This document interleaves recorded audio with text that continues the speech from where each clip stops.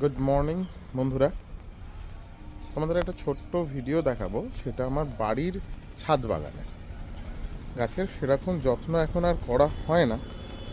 কিছু গাছ, এটা একটা পাতিলেবু গাছ, প্রচুর পাতিলেবু হয় সারা বছর। এটা একটা বেল গাছ, এটা কাগজি লেবু গাছ, ছোট ছোট নতুন ফুল এসেছে কাগজি লেবু গাছটায়। নয়নতারা গাছ, গাঁদা গাছগুলো মরে গেছে, হঠাৎ গরমটা পড়াতে ফুল গাছগুলো ম্যাক্সিমাম নষ্ট হয়ে গেছে। এইটা থাই ভ্যারিয়েশনের একটা গন্ধরাজ লেবু, প্রচুর প্রচুর লেবু হয় সারা বছর লেবু হয়। এ দেখছো নতুন কুড়ি এসেছে এবং সেখান থেকে নতুন লেবু আসাও শুরু হয়েছে। এইটা একটা থাই ভ্যারিয়েশনের পেয়ারা গাছ, সিডলেস। পেয়ারাটাতে একটা বীজ থাকে না।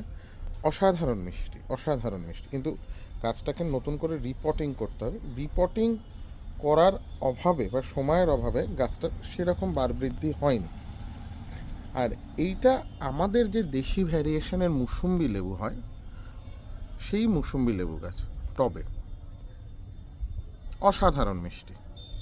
মানে অনেকের একটা কনসেপশন আছে যে লেবু গাছ টবে হলে প্রচণ্ড টক হয়, বাট না, খুব মিষ্টি এবং খুব সুন্দর খেতে এই লেবুগুলো।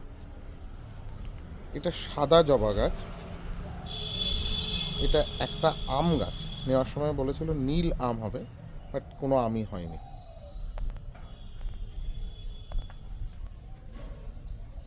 অপরাজিতা, দুটো পমপম এনেছিলাম, সে দুটো মারা গেছে গরম পড়ার জন্য।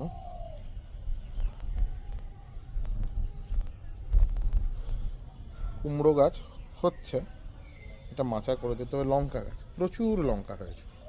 প্রচুর লঙ্কা হয়েছে দেখো। আর এইটা পেয়ারা হয়নি, এটা একটা কালো পেয়ারা গাছ। বলেছিল পেয়ারার ভেতরটাও কালো হবে, বাট এখনও অবধি ফল হয়নি। 2 বছর হয়ে গেছে, এখনও আজকে সকাল থেকে খুব কুয়াশা ছিল।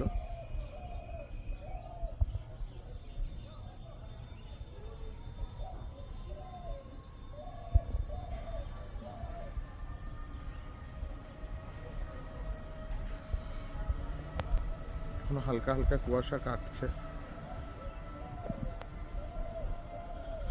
এটা বাড়ির সামনে মেন রোড।